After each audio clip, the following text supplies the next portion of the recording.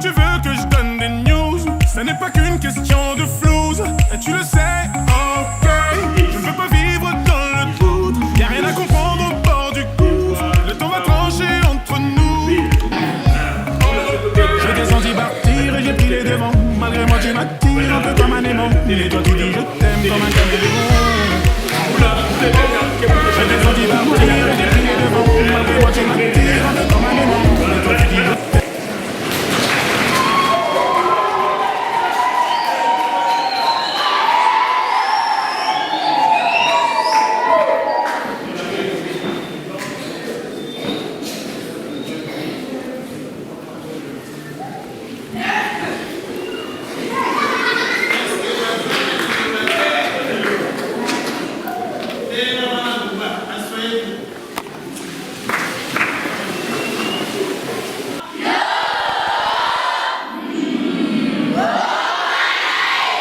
Là où vous êtes, j'étais là aussi. J'ai quitté Kipako en 1998.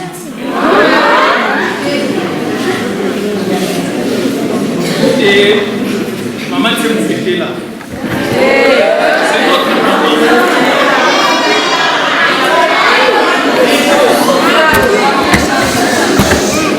Et vos grandes sœurs, vos mamans, sont restés à Kinshasa, vous saluent.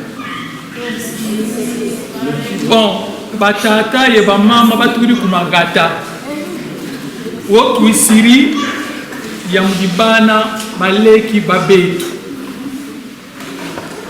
Diambu tusoleri bampanzi betu bena koko ni batanga diaka. Et yidina ba mpangize lubana ben babalonga kokwe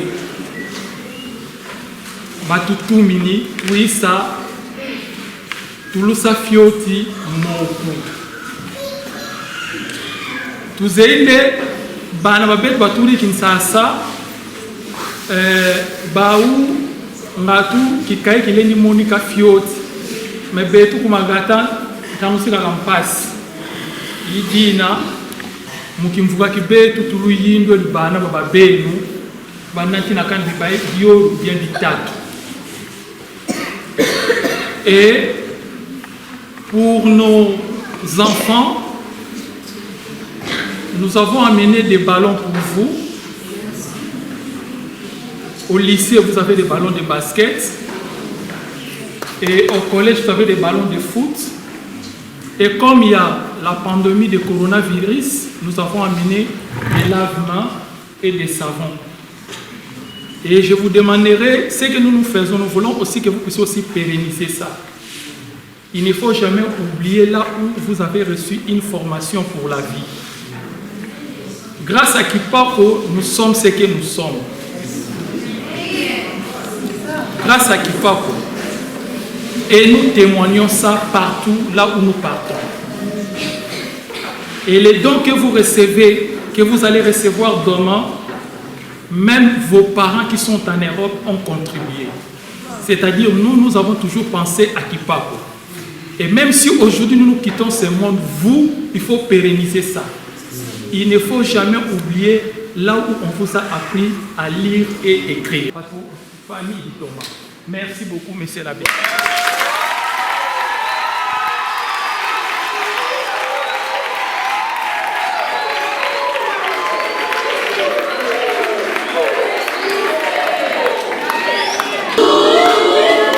Je suis Jolie Libouti, ancienne du lycée de Kipako. J'ai eu mon diplôme d'état au lycée de Kipako en 2003.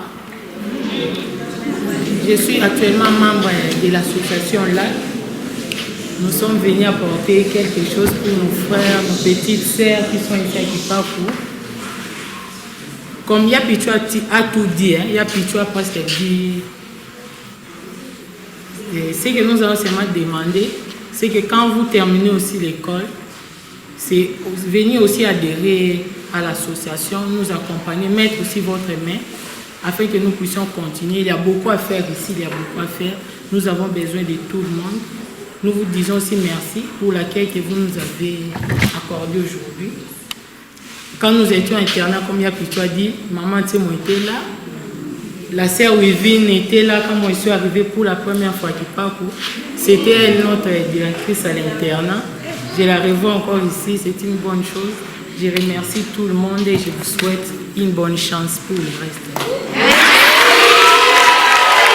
Vous connaissez ceux et celles qui sont passés par ici, prenez contact à Royaya, il faut leur dire, leur adhérer à cette association. Vraiment, c'est très intéressant. Merci beaucoup d'être venu et merci de continuer à soutenir Kipaku. Le plus grand bien que nous pouvons rendre, ce sont nos simples prières pour que vous allez toujours de l'avant et que l'association continue à tenir. Ils ont tout dit là.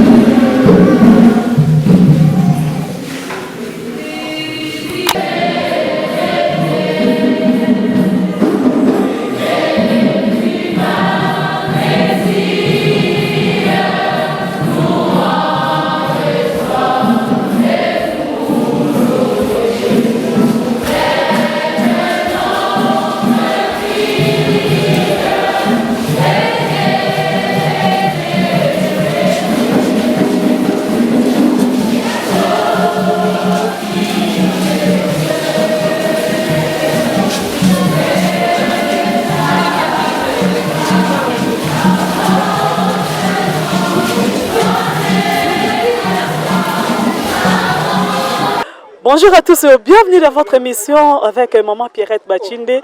Comme d'habitude, vraiment, on dirait que PHB, naza na village ya Kipako, na Congo central, awa, wapina kati ya internat ya Kipako, eza na collège ya Amaki, et puis na lycée pour na lac. Voilà, il fallait expliquer pour na bandeko bazo na nanga pour comprendre. Et c'est si kanini oyo lac et Amaki association wana ba kitaka mingi na ba descente pour na couper ça vraiment badon. En tout cas, vraiment naza rempli na sengo, naza vraiment na sengo tellement makasi beaucoup comprendre ngaité parce que na yo ki pe pas mingi na ba na baza na cité, ba parents les a vraiment appel moko nazo ça les a très important éducation à bana na biso na cité na ville kuna et baby bana bazo tanga na école nde bazo koma ba bandi ba voyou ba bordel mais nazo assurer bino na internat vraiment bana bazo kola kitoko parce que nga moko na moni comportement ya bana na internat bana bazo tanga de première à 6e des humanités vraiment c'est très important. Alors pour na continuer par na passage na biso awa parce que nous avons sollicité, nous avons vraiment et à Abbé, nous avons Monsieur l'abbé juste après culte, nous avons Monsieur l'abbé a comme Kolobama Mouké pour expliquer par rapport à ce que nous avons vraiment besoin de comprendre. Bonjour Monsieur l'abbé. Bonjour madame. Vraiment se présenter devant la caméra. Gai Abbé Noël Makengo, nazali curé à paroisse Sainte-Jeune awa Kipaku. Et à part ça, on a rappelé musique, les auteurs, compositeurs, banzembo et belé, chants religieux, chrétiens, namoussous. Vraiment, Abbé Poto Kende Mwamba Mbango, mais quand il y a bandeko bazolanda partout dans le monde, na ba parents au bazolanda yo. Comment évolue ka awa na kati ya internat ya Kipaku? Merci beaucoup maman journaliste. Kipaku ezali milieu moko kitoko. Milieu ezali Koko lisaboye ambi ya bato na nzela losambo parce que tozali boso église wa ba missionnaire bayar basala musale belé pour koko lisaboye ambi ya ba Kristu na maloba nzambe et puis na ma misala mususu ndenge na ndenge. Milieu Kipaku ezali pe milieu bana bazali kotanga tozali na lycée munena ya pona ba fille na collège munena pona ba garçon. Lycée ezali kokamba na ba sœur ya Sacré-Cœur et puis collège ezali kokamba na ba frère Saint-Joseph ya Kisantu. Donc ce qui moi na ye kotanga na Kipaku akotanga malamu parce que ba condition d'études, ba condition de vie ezali penza malamu mingi. Vraiment biso moko pe témoigner vraiment ezali malamu na ebité message nini oyo Monsieur l'abbé akoki kopesa na bandeko topé ba parents o bazolanda biso partout dans le monde. Na sengi na bino ba parents bino bato bazali ko luka ipai wapi bana bakoki kotanga.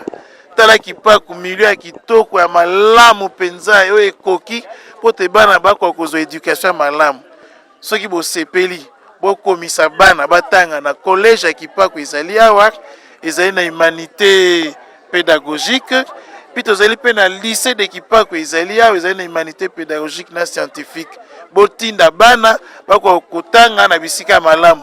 Balingi bakomama, je crois que sœur préfet na frère préfet bakopesa indication epai wapi bakoki kosalisa la inscription pour na bana batanga malamu awa na Kipako. Excusez, vu les conditions, on te coûte vraiment nous sommes bien habité.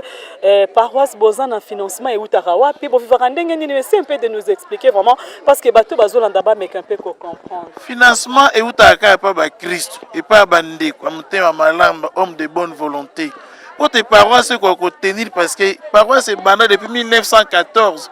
Mais t'as les élites tenir karatilelo mais aussi vraiment ba réhabilitation. Batamte malam boya ko sali sabiso na Kipaku pour te tout bon église les sous malam boya na ba na ba objet liturgique na mabonza ndenge na ndenge ciment na ekoki pour tes paroisses ko kozala toujours malam. Ba kosalisa pe ba école na biso ezali kaka bino ba Christ na sepeli mingi na association na bino vous allez koyamba na mbala ko kosunga de telle sorte que moi ba besoin mike to pe minene na Kipaku ezalaka mi résolu donc nazali kotinda mbenga na balingi bakota na association oyo ya ba ancien élève ya collège ya Kipaku na lycée de Kipaku po te bako kosalisa ba école na biso na milieu Kipaku nazali pe kotina mbenga na bakonzi ya l'état po longwa ki bifurcation kuna kikulukuta tombuba poya awa nzela ezeli pena malamu mingi te yango nazali kosenga na bakonzi ya l'état bokoka pe koyoka biso na président de la république na gouvernement bosalisa biso na tina te nzela wana de kikulukuta bien de mbuba tina Kipaku ekoka kozala malamu et faciliter ma mouvement ya bato na mituka Kipaku pe ezali nzela wana ezali malamu mpona dessert agricole biloko ebele lo na mara awa fufu bozali kolia kwanga mafuta ya mbila biloko ya ndenge na ndenge soki nzela wana ebongi mpenza mituka ekokota très bien mpo te ekoka koproduire biloko ya malamu na kisasa mpo te bolia bio ole bolia kaka oyo ezali kokuta libanda. Vraiment merci.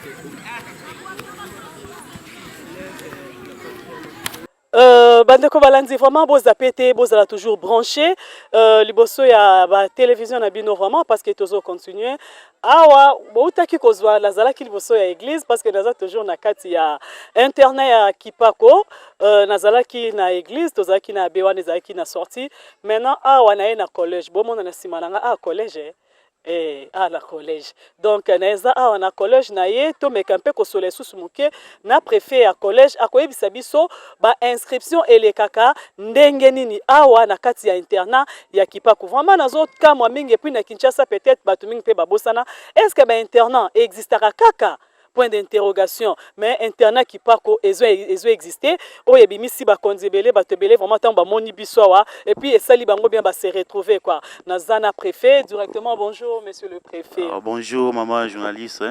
Vraiment préfet essaie un peu de nous expliquer comment ça se passe l'inscription ici à Kipaku. Maman ici nous sommes à Kipaku collège Kipaku à l'époque on appelait ça collège Saint-Eugène. Cette école a subi beaucoup de noms, changement de noms, collège Kipaku, ITC signifie Institut Technique Commercial. Parce qu'à l'époque, on organisait seulement une seule option, commerciale administrative. Alors, au moment où je vous parle, nous avons des options, pédagogie générale et commerciale de gestion, parce que l'État a changé d'appellation, commerciale de gestion. Quel est le rapport entre Sacré-Cœur de la Gombe et de Kipaku? Bon, il n'y a pas un rapport. Oui. Nous sommes deux écoles sœurs. Ici, nous sommes au collège. De l'autre côté, c'est lycée Sacré-Cœur. Lycée Sacré-Cœur, c'est pour les sœurs de Sacré-Cœur. Notre école, c'est pour les frères de Saint-Joseph de Kisantu. Bon, notre direction, c'est à Mongafula, à Kin.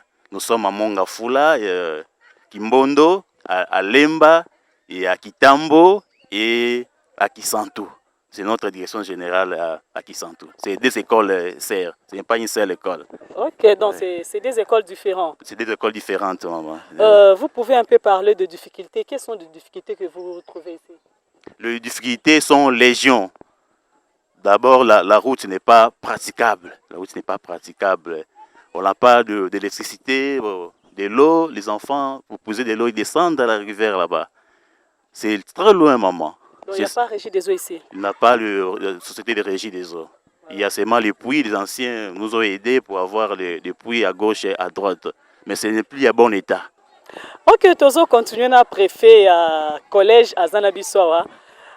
Tozongi et pas à préfet a mekampe ko expliquer biso encore mingi na mukuse vraiment pour na bandeko oyo ya lac et amaki makambo oyo bazo sala vraiment na kati ya village awa ya Kipako parce que dernièrement bazo lekaki et puis ba lekaka bazo continuer ko leka toujours pour na ko sala vraiment ba donc coup de chapeau vraiment na bino bandeko ya lac et amaki surtout ba obozo landanga partout dans le monde entier aux amwana ya lac amaki leka na Kipako aux ministre au komana ni je ne sais pas tozo ça l'appel boya soutenir Kipako bo soutenir internat oyo vraiment parce que yango nde sali boko vraiment oyo bozalelo tozongi muke pa ya préfet bisabiso ba réhabilitation ezande nini bo réhabiliter nini wa ou bien nini zo senga il faut bo réflexionner je ne sais pas comment vous vivez ici parce que yonde vraiment mieux placé. Il y a quoi bisabiso déjà le qu'il y a pas l'électricité régie des eaux à Zawate maintenant pour naba docteur Moussoussou je ne sais pas. Non, merci maman journaliste ndenge na otikolo bongo na lokota ya lifa lancé siko tokoti bongo na lokota ya lingala yo moko zali komona misala ezali ebele bandeko na biso ya lac bazali na misala ebele yambo ya koloba maye bazali kosala na kopesa bango na nongonia na longonia pona maye maso bazali kosala po ya contre na biso ya Kipako bazalaki awa bayaki bongo bana mike batangi awa et puis batangi bakei mais basi kobosa na biso te pe na baleki babango mbala iso bazali kozonga po ya kokanisa bandeko na bango bayanto yambi bango lisusu lelo ezali mbala ya liboso te bayaka mbala mingi kopesa badon esengeli po ya baleki na bango année passée année coulée plutôt bayaki pe année osusu baye bongo pour la misala ezali na collège réhabilitation ya ba docteur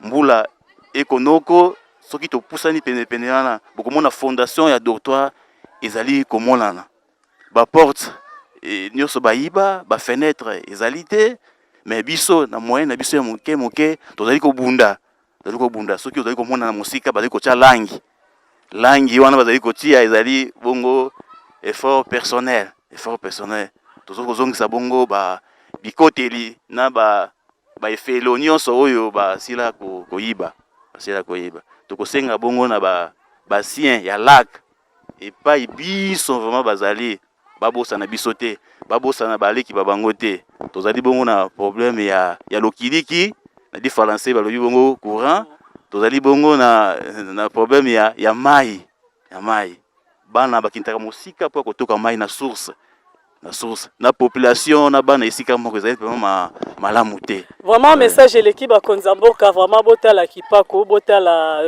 Congo central bakonzi ope ba voter bino na Congo central kasi bozomona message l'équipe bana bazotanga awa bana bazobima ba cadre formation eza kitoko vraiment makasi mais problème eza ki bana bazana mai melate donc mai vraiment ya eau potable awa na Kipako ezate bazomela mai ya source vraiment eza mawa mingi bo sunga vraiment population oyo eza vraiment awa na Congo central et puis pona kokoma awa na zasi bozomona bino moko na image nzela poto ya vraiment awa donc tozui jeep mususu to komi to changer jeep pour arriver ici nzela vraiment eza malamuté tandis que bana mingi bazawa bauti na ville ya Kinshasa la capitale baye kotanga awa na Kipako vraiment pona kozwa meilleure vraiment éducation pour le bakoma bata en tout cas message leki merci beaucoup préfet merci beaucoup maman journaliste ba collégien président ba collégien yeyo akoloba bongo na lokota ya lifa lancé pe na lokota ya Kikongo pote bandeko banso ifai bazali bayoka lisusu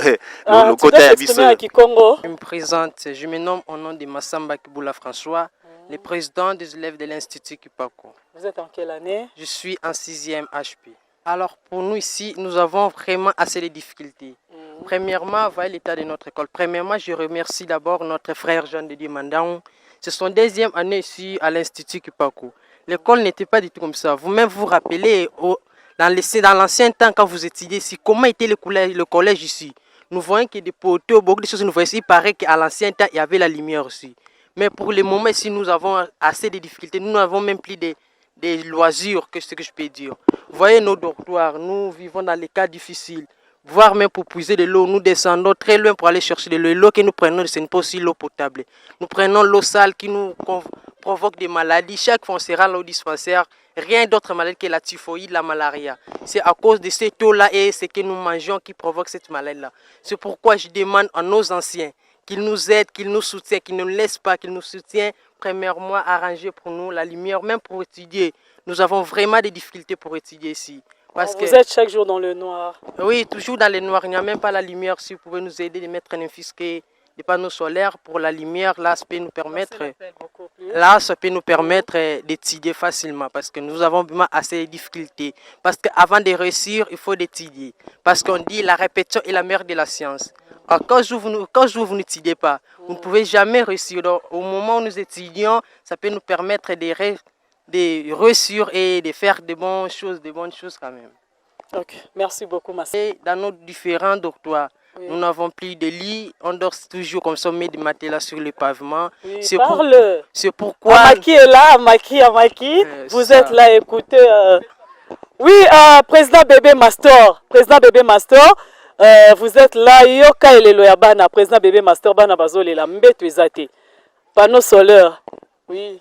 Vous pouvez parler. Oui, c'est pourquoi je demande à tous les anciens de Kipaku de nous soutenir, de chercher pour nous même des lits pour passer la nuit au dortoir. Nous n'avons même pas aussi des bons matelas aussi. Nous passons la nuit sur le pavement, ce n'est pas une très bonne chose. Pitié vraiment pour nous parce que vous pouvez le soutenir car on dit si tu donnes une seule arrachée dans la terre, celle-ci te rendra 10 fois plus grand. Donc il ne faut pas nous rejeter, il faut nous soutenir comme... Notre vieux vient de dire là à l'église qu'il ne faut jamais rejeter les milieux dont vous avez reçu l'éducation. Donc c'est l'école qui nous permet à être un jour un homme utile et capable à lui-même d'abord et à la société. C'est pourquoi nous vous demandons de nous soutenir, de ne pas nous laisser. Car un jour aussi, nous, quand nous serons les anciens, nous n'oublierons jamais notre école là où nous avons reçu la formation intégrale. Parce que sans l'école, nous ne sommes nulle part. Vous êtes de ce village ou comment? Non, je ne suis pas de ce village, je suis venu justement étudier. La famille c'est où? C'est à Kisantou. À Kisantou. Oui. Merci Massamba. Merci. Vraiment beaucoup moitié parce que toza na village ya Kipako na Congo central, balobi Congo central makambu. Boyaka chaque jour bokendara lufu, kosomba biloko bokendara boma ko dédouaner mituka. Kay boleka pe Kipako parce que Kipako eza juste avant comme na Kisantou. Alors dans za awa na collège boki collégien ndenga zolela asengi vraiment aide na bande konyo bozolanda bango ezaka te bande ko ya amakina lak ndefo bo soutenir bango te. Mutu nyonso za mutema malamu oyo zoyoka pasi ya éducation ya bana parce que bana o bazo vraiment meilleure formation. Vi na bango eza awa. Bayaka awa na école primaire babimaka juste après examen d'état. Vraiment imaginez combien d'années basala awa. Maintenant bazo vivre condition nini, bazo mela maya source. Bazo vanda na molili. En tout cas muto ko kiko sala aide. Même ya panneau solaire, même ya mbetu, bazo lela vraiment, basengi bino mingité de façon que batanga na ba meilleure condition vraiment. Mais ça je le quitte ozo continuer nazana ndeko na biso pe ya mwasi mususu awa. Elle aussi elle va se présenter. Elle vous appelle comment? Lusaki Luntu Staniel V. Et vous êtes à quelle année? Je suis en 4e pédagogie. Tout à l'heure, ba kubenu ba mama e baya ya baluluti la ku école Didi Kipaku. Betu tu na mon passif weni lutu sadisa. Tu na un problème et courant. Lutu ana machine vo ma ordinateur mais katugatela emoku ki po katuna e courant. Tu lombedi kubenu lutu kotisi la courant ou ma panneau solaire. Et katuna mpie mfulu kututaleka na ntotu taleka na ntotu nkimukukonda kumfulu. Tolombedi kubenu lutufila zimfulu. Masama tutanu akuna source kamena kibeni mu eta imbotiku. Donc tulombedi kubenu lutu yidiki sila minkelu mukisatu nuinanga masama mboti. Message leki na biki bande nyonso o ba yebi ki Congo bo comprendre nini oyo ndeko na biso moi si alobi ye azotanga awa na collège apesi message vraiment tozala vraiment la motema moko ya munene ya ba parents kosunga et puis to sali sous rappel na ba parents mingi mwana kendaka classe soka uti ça toujours distrait mwana kendaka classe tango ozonga comprendre l'auté mwana kendaka classe azwaka te eza problème à branchement te eza problème ya place mwana azotanga parce que ngai nakomaki na mboka oyo depuis na moni ndenge bana basisi kotanga moment donné ba récupérer lisusu bana o ba comprendre ki ko te pona ko faire comprendre bango encore makambo o batanga ki vraiment c'est important moi nazotanga azokola vie na ye mobimba azo maîtriser o azo na classe lobi tango zonga na ville kuna na Kinshasa au moins que moi naza vraiment na mayele makasi et puis moi la rozala jamais kuluna kozala jamais na vie aborder jamais vraiment parents okobanda ko se plaindre o luka ba pasteur pona moi na te parce que moi nazui meilleure éducation vraiment ba parents botinda bana vraiment et ça très important na éviter président Pichou yenda memi biso vraiment awa il a représenté là qui est à Maki président Pichou na éviter message ezali bon message que parce que les anciens ah ouais autant à kia bien sûr na tanga awa à quelle année na sili bon na banda na 95 na sisi na 98 vraiment mais ouais. Na 2020 ozongi ce soir na zongi ce soir vraiment message ni lozoloba bana baleli déjà bana baleli bana balobi et je pense que tout ça linga baye ba la kango ezanini amaki ezanini et lac ezali association ya bancien ya Kipako et je pense que tosil sa ba classe totanga ba msusu ba kenda mais eyaki kosala ete à un certain moment ndenge to bungana ezaki na ndeko moko na internet abande ko luka ezaki ndeko Filo Mukano ye abande ko sangisa batu na Facebook ko kutisa na biso ko kutisa na doto komo yebana et en tout cas na niveau ya poto ndeko Filo Mukano asalaki musala moko munene na niveau ya Facebook pona ko sangisa biso et na niveau ya kisasa tozalaki na ndeko Mami Mwalibuka tozalaki na ndeko Belibola ndeko Pichu Sambi o ngamoko nazali ndeko Beli et voilà un peu ndenge lac et botama. Voilà. Et on fait ça vraiment rapidement différence entre lac et amaki. Parce que moi je croyais que amaki n'était pas un collégien, lac n'était pas un lycéen. Mais à ma grande surprise, je suis arrivé ici parce que lac collège ils ont un collège ba garçon ba fille et puis lycée ils ont ba fille na ba garçon je vais pas compris vraiment lac ezanini amaki ezanini. Nebi ke ba tebele ba vandi ba zoza la réponse na yo. OK. Alors, Ezaboui, Amaki ezali association ya ancien collégien. Au président Abongo Zali, président Bébé Mastor, avec son adjoint Richard Bafouanga. Alors, Bango bazaki na association na Bango. Yango te botama liboso ya lac. Alors, na lycée P, baza na association moko bo o encadra tout ancien ya saki. Alors, ndenge totoloba awa ndeko Filo. Yes, ko aza ancien wana ezaki ba période na biso. Amekaki ko sangisa niveau ya Facebook, ya internet, abane pe ko to se retrouver na génération. Na ba lycéen, na ba collégien, so nyo sozaki na bolingo moko ko ko sangana. Après ko botami. Siko tango laki te botami. Amaki existera déjà, ezalera déjà. Alors tango laki ayiko sala sortie officielle na ye amaki balobi oh baleki o tomoni bango bazana makanisi moko ya malamu nde à tout moment amaki soki alingi asala likambo alobi non tozana baleki na biso kuna ya baleki na biso ya laki on peut les intéresser ata ko biso tozana te akokoma kuna te et nde à partir ya wana amaki na laki koma kosala ki asala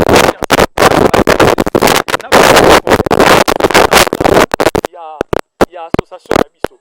Donc voilà un peu ndenge to sanganaka. Message ni nozo lancer na batu nyonso bazolanda parce que association na bino boza vraiment na partenaire vraiment solide. Voilà, boza vraiment na partenaire solide o ba koki ko soutenir bino pona bo aider Kipako. Bo aider vraiment internat o ya Kipako. Ezakaka bana oyo batanga ki awa bakola et bana bazo meka zo motemu substance na bango bazo sangisa pona ko meka pe ko aider na Kipako awa. Appel ni nozo sala na partenaire. Est-ce que beaucoup na besoin ba tout bino poko bazala batanga awa ou pas. Mais bato bazala besoin kaka que no ba aider ne fait que bana oyo na yangwana to sengi na fondation ya Dodo Kisonga.